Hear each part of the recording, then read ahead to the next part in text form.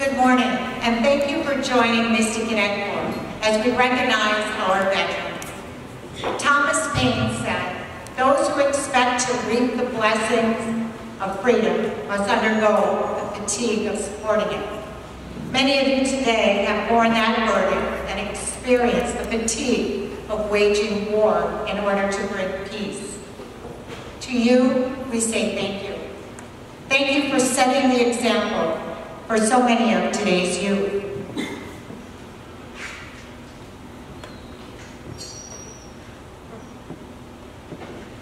Ladies and gentlemen, we will start the ceremony momentarily.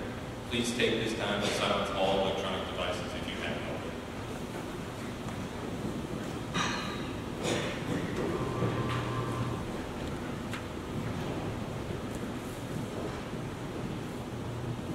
Ladies and gentlemen, please rise.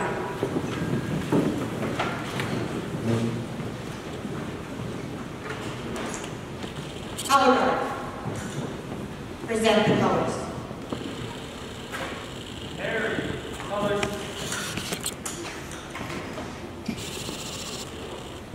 Forward, heart.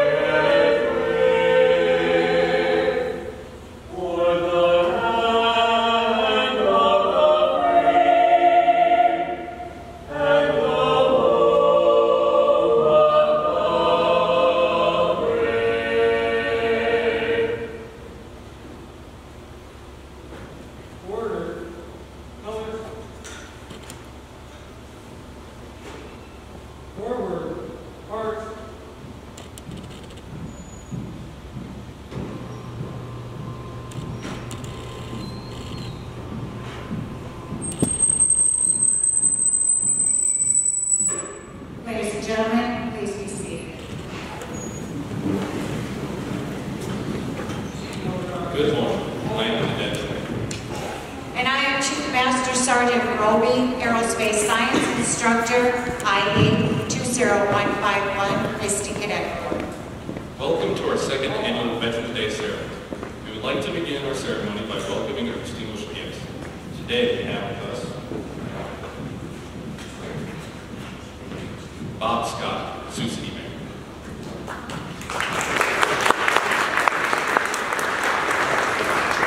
Dan Moore, Mayor Pro Tem.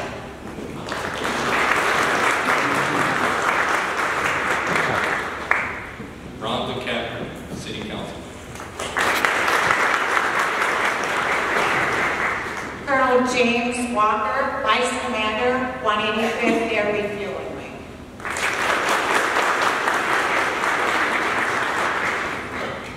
Chief Master Sergeant Joseph T.J. Fenner, Command Chief, 185th Air Refueling. Chief Master Sergeant Joseph Donovan, Mission Support Group Superintendent, Whiting Fifth Air Refueling.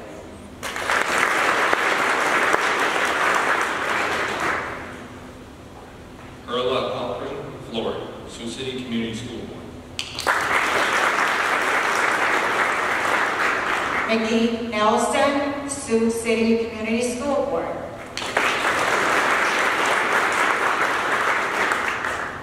Dr. Paul Gotham, Superintendent, Sioux City Community School.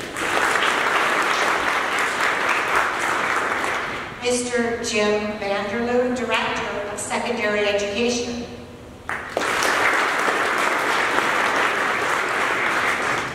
Ms. Catherine Toller, Principal, Sioux City Career Academy.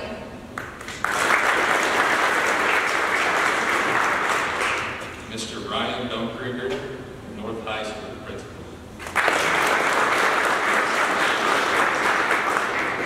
Ms. April Tidwell, Principal, West High School.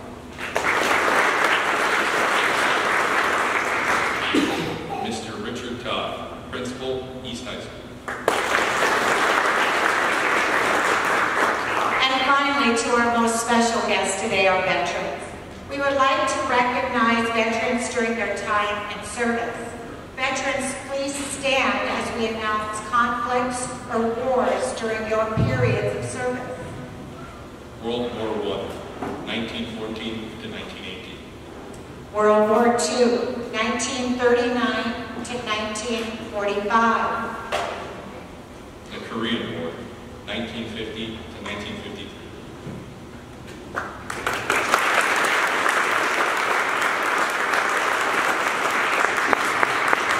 The Vietnam War, 1954 to 1975.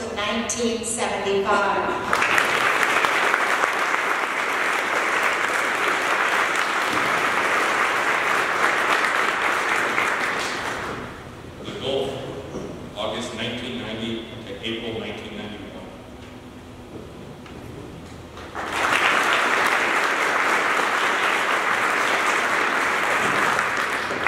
Operation Iraqi Freedom, 2003 to 2011.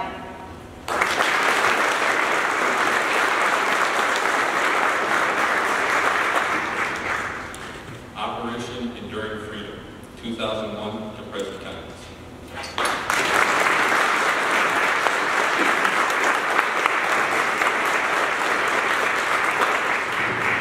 Operation Inherent Resolve, 2014 to present. Finally, the interwar periods. Please stand and be recognized.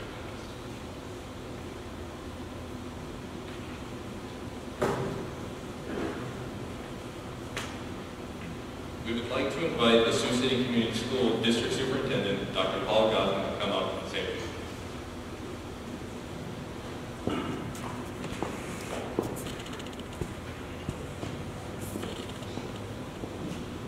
Good morning. I too would like to welcome you to today's ceremony and thank you for attending. I'm honored to speak with you today on such an important occasion. We're here to honor our service members and to remember their sacrifices that they've made and the courage that it has taken for you to defend honor, duty, and country. I am especially proud, and I know our school board members join me in this, especially proud that our public schools JROTC program is hosting this event. As we added this JROTC program to the Sioux City Community School District just a few years ago, the cadets have continually brought our district and community pride, focus, and a reminder of the work that we do in the American public schools. I attended this first event last year, and I really was blessed. You know, when you're a superintendent of schools in a district like Sioux City, there's 15,000 students, there's about 2,300 staff members and about 30 different facilities. Just about every day I get to walk around. I'm so blessed. I get to walk around and be proud of the work that's going on. I don't remember being more proud than the times where our ROTC program has stepped forward to do something so noble as to thank our veterans for the work that you've done and for what you've done for our country. And so veterans especially, thank you to you. Appreciate the opportunity to welcome you today, and please enjoy the rest of the ceremony.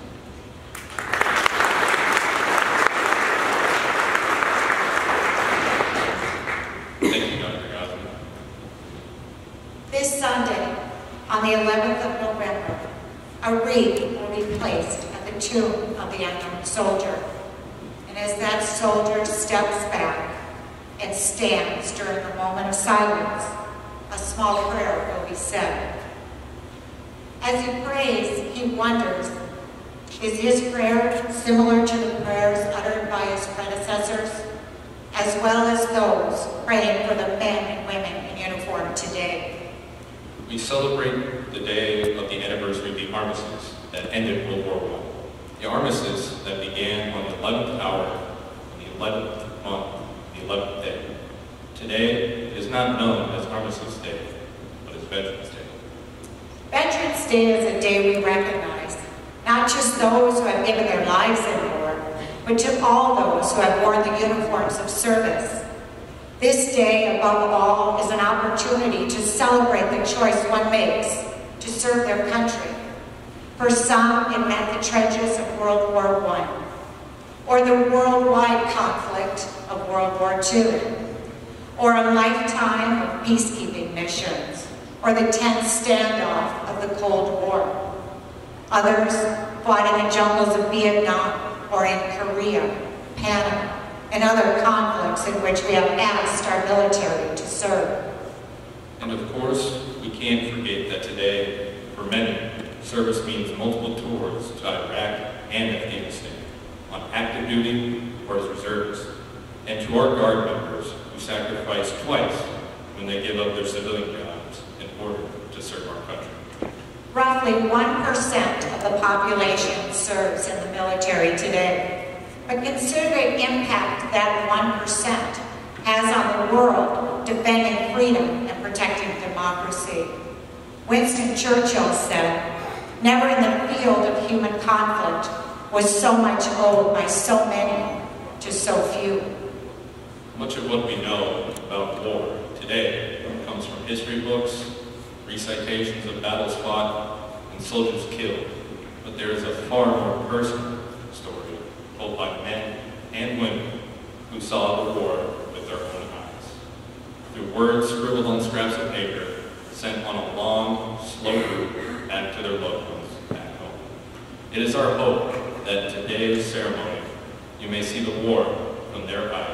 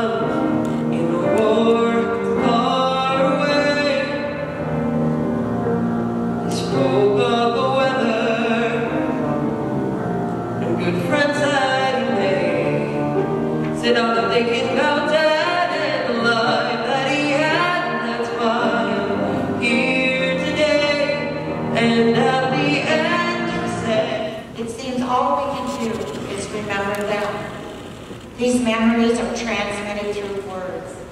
Some of these words we will share with you today in letters written by American service members who have fought in our wars. Although these letters are heartbreaking, listen to their words. Our hope is that you will feel their emotions. These letters are powerful in part because we know what the other does not. We know what fate has in store. But the words you'll hear have a fresh power, even so many years later. Some things don't erode with the passage of time.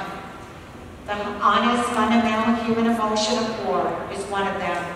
Each letter represents a human life, a mother's child, most returned home to a place of honor, many in coffins draped with flags that quietly adorn mantelpieces and walls across America.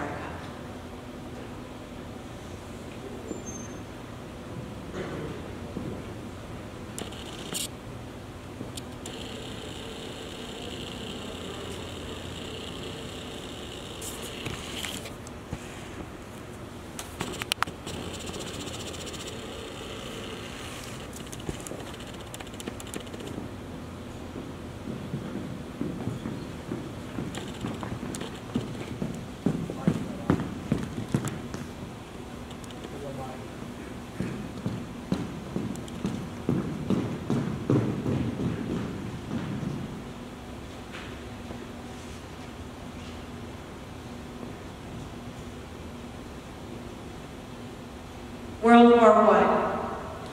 From his dugout, Second Lieutenant Eric Heaton writes, "My darling mother and father, I am writing this on the eve of my first action.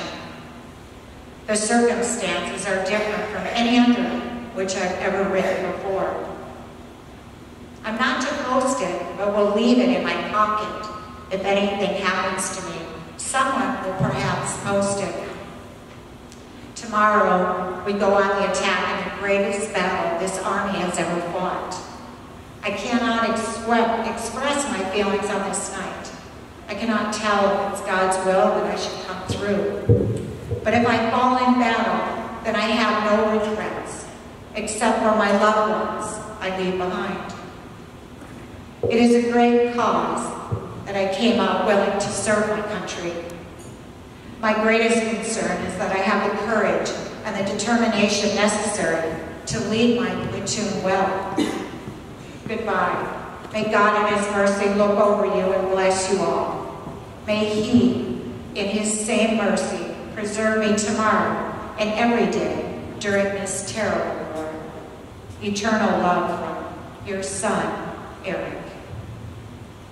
Second Lieutenant Eric Heaton, age 20, died. The sum, 1916. Letter from World War II.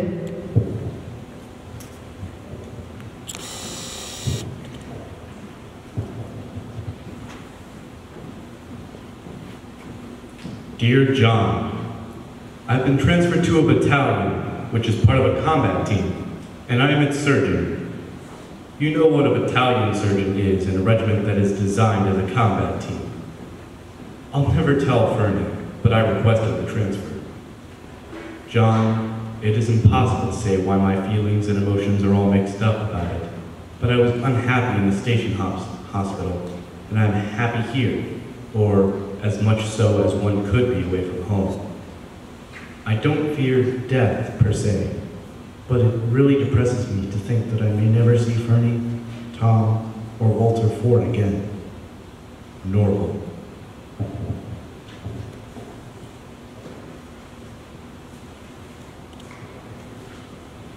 Dear Mrs. Carter, it is with regret that I am writing to confirm the recent telegram informing you of the death of your husband, Captain Norval Carter, was killed in action on June 1944 in France. I know the sorrow this message has brought you, but it is my hope that in time the knowledge of his heroic service to his country, even unto death, may be sustaining comfort to you. I extend to you my deepest sympathy. Korea. Thanksgiving, 51.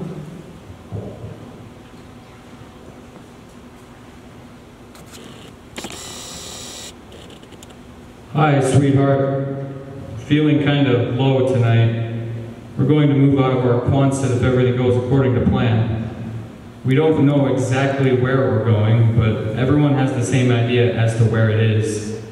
If we move, it will be within the next few weeks. If you don't get this for a while, it is because the mail is being held up till we leave. I don't think anyone is really looking forward to moving, but in this case, none of us volunteered. We've spent the last couple of days checking and packing all our equipment. Tomorrow, we get a bunch of shots and then turn a lot of our clothes into supply. Guess I won't be needing my dress uniforms anymore. Everyone is scared, not for themselves so much, but mostly for their loved ones. Scared that their lives' dreams won't come true. I don't think I'd be selfish by wanting to live our dreams. Sweetheart, that means more to me than anything else. As I'm getting more perspective about what's been going on here. I'm sure that in principle we are doing the right thing, but it's hard to stand by when death is the consequence and men's struggle for freedom. I guess we just need to leave it all in God's hands. Have faith in Him and everything will come out okay. He won't let us down. Good night, sweetheart. I'll see you in my dreams. I guess pen and ink will have to do till I can say good night, dearest, I love you personally. Bye for now, all my love, Ken.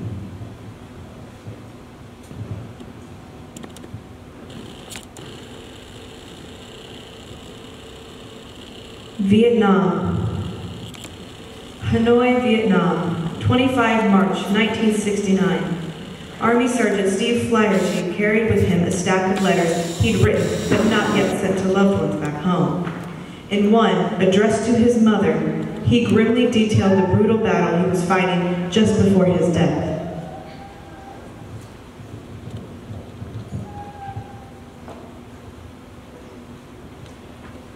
Dear Mother, if Dad calls, tell him I came close to dying, but I'm okay. I was real lucky. We have been in a fierce fight with the NVA. It has been difficult for me and my men. Our platoon started off with 35 men, but winded up with 19 when it was over. We couldn't retrieve the bodies of our men or rucksacks, and when we brought airstrikes, jets dropped napalm and explosives that destroyed everything that was there. Mother, I've dragged out and seen more dead and wounded men than I can ever forget. Thank you for the sweet card. It made my miserable day a much better one, but I don't think I will ever forget the bloody fight we were having. I felt bullets going right past my head. Mother, I'm really scared. This is a dirty and cruel war, but I'm sure people will understand the purpose of this war, even though many of us here might not agree. Well, I better close for now before we go in again to take that hill. I'll write again soon, God willing. Your son, Steve.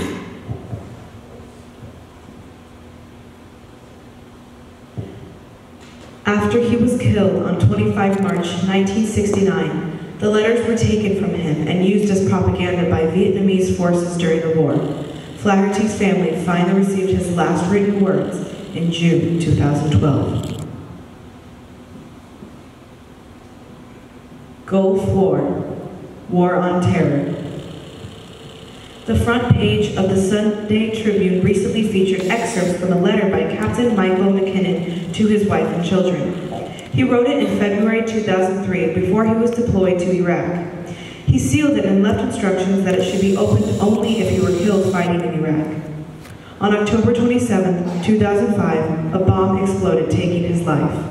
The, if you are reading this letter, opened after his death, is extremely poignant.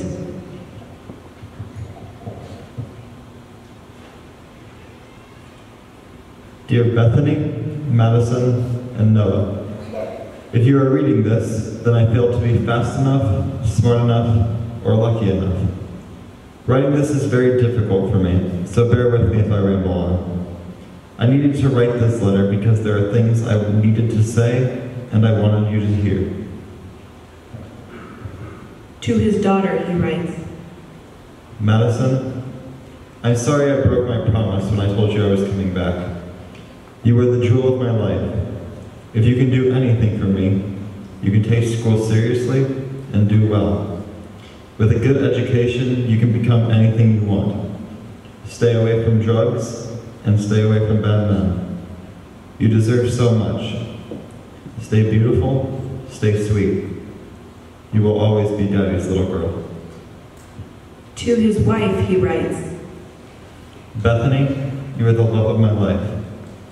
I'll never forget the first time I saw you. You looked so beautiful.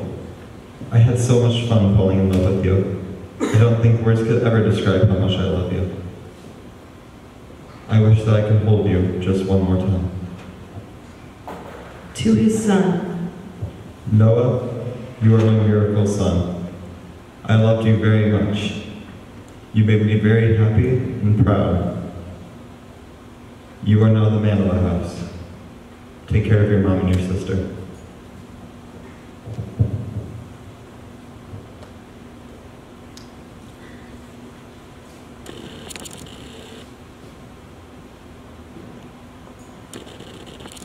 Operation Inherent Resolve.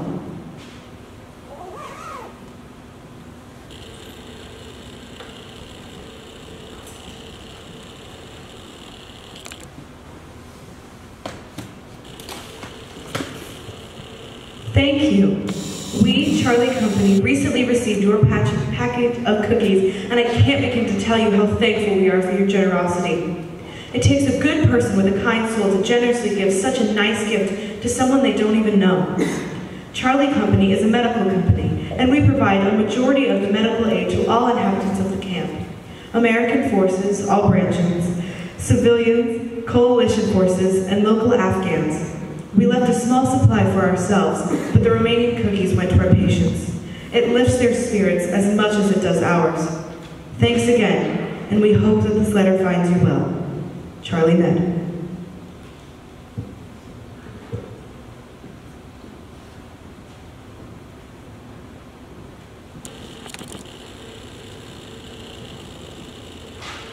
Nowhere are the truths of war more eloquently expressed than in this collection of letters. They are the story of young Americans, proud and scared, who lived, suffered, and died for their country.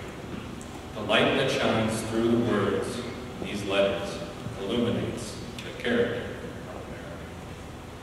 Some in attendance today have never worn the uniform, been to war, been wounded, or scared in battle. They've never left their family for months to travel across the world to fight for or defend this country. They've not eaten an MRE, carried a sea bag, put on combat boots, shot an enemy, or held a dying friend. Some have no idea what war is like. They have no idea what our veterans have experienced. Fear, bravery, suffering, survival. Today, we say thank you as grateful Americans. Sunday, pause and wonder if all American prayers aren't the same as those we mentioned just a moment ago. The timing of Veterans Day seems quite deliberate in terms of historical fact, but somehow it always seems quite fitting that this day comes deep in autumn when the colors are muted and the days seem to invite contemplation. As the soldier steps back from the tomb of the unknown soldier on Sunday, he stands amongst row upon row of simple white markers bearing crosses or stars of David. They add up to only a tiny fraction of the price that has been paid for freedom. Each marker represents a hero, just like those in attendance today.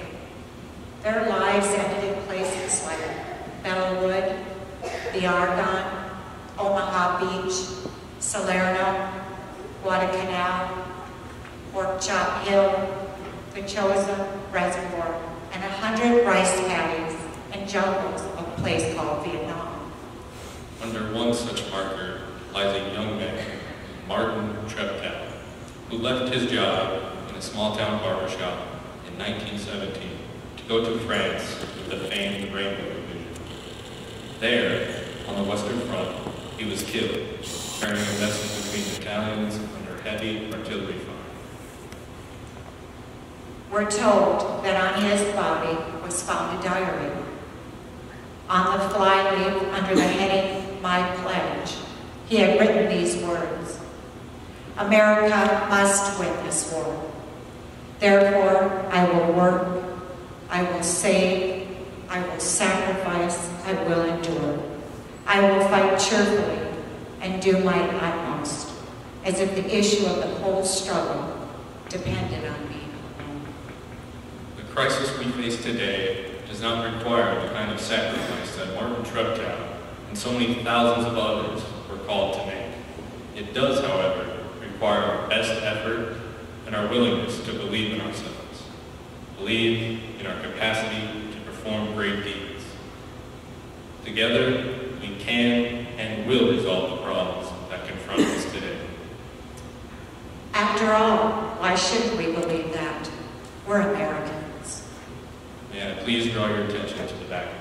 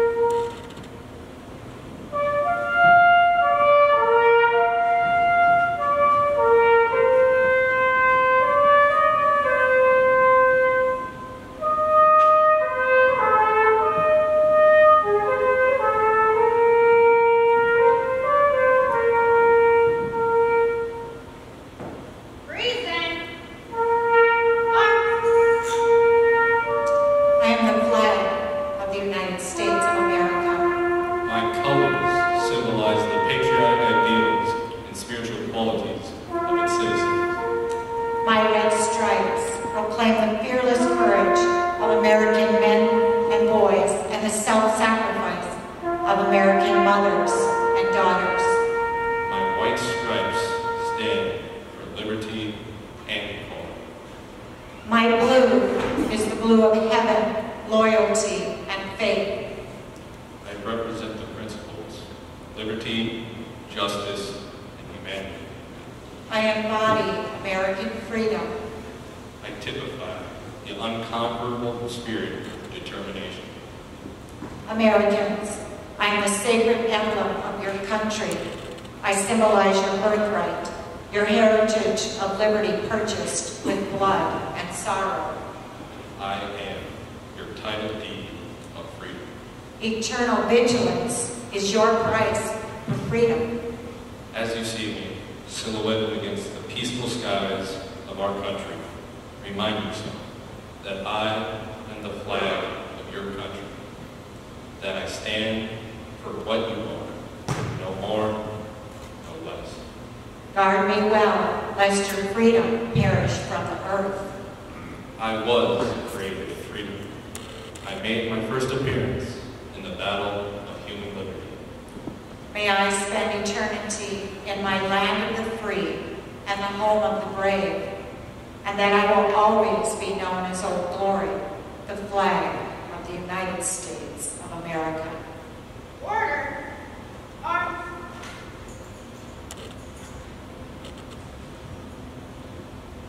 right. Ladies and gentlemen, before we conclude today's ceremony, the Misty Cadet Corps would like to thank the Sioux City Museum for artifacts used in today's performance.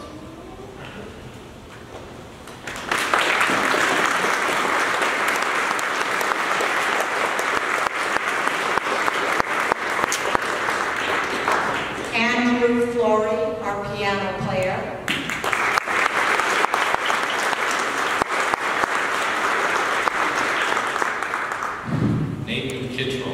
Our vocals.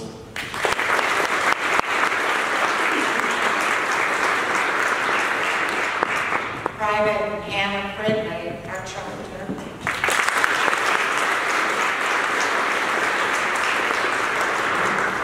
The Sioux City West Symphonic Wind Ensemble.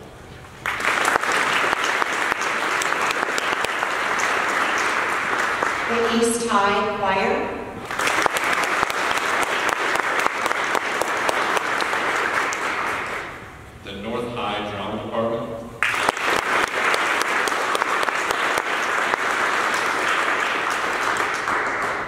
We would also like to thank Jiggers for supplying us with donuts today.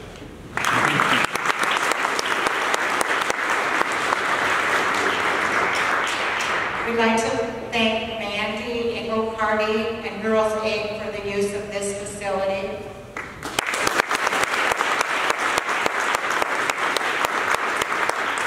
And if I can, I'd like to actually go off script for a moment. For the junior ROTC cadets that were involved in planning and organizing and executing today's ceremony, I have a couple of people like Hal over the sidelines over there, and it took a lot of work to put this together. They have been working on this since September, right when we started school. There's a lot of moving parts, and they did a wonderful job today. So I would personally like to thank each and every one of them.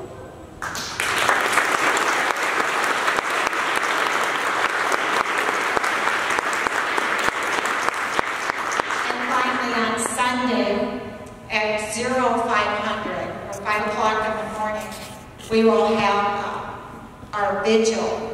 We usually do this for 24 hours, but this year we're going to do it for 12 because it's gotten kind of cold outside.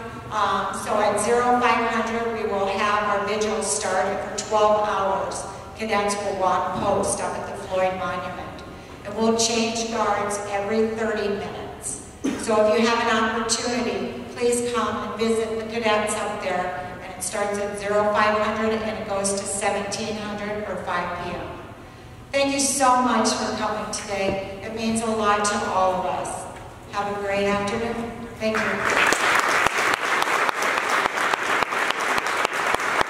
Our version of the Tomb of the Unknown Soldier, a famous tribute and landmark in Washington, D.C.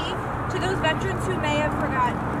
This ceremony is a reminder to never forget the men and women who fought or are currently fighting for our country. Every hour, a new cadet will come to the Sergeant Floyd Monument and the American flag waving above the Missouri River. A list of names have been read in honor of veterans who have been sponsored by their friends and family. Ladies and gentlemen, this is our final hour on the monument. We ask that you please remain silent for the balloon releasing ceremony and the exit of our last cadet. The balloon release is a tradition that symbolizes a release of emotion. Today we let go of the sorrows behind all of the veterans that could not be with us on this Veterans Day. We thank every person who has served and all of those who are currently serving. Oh.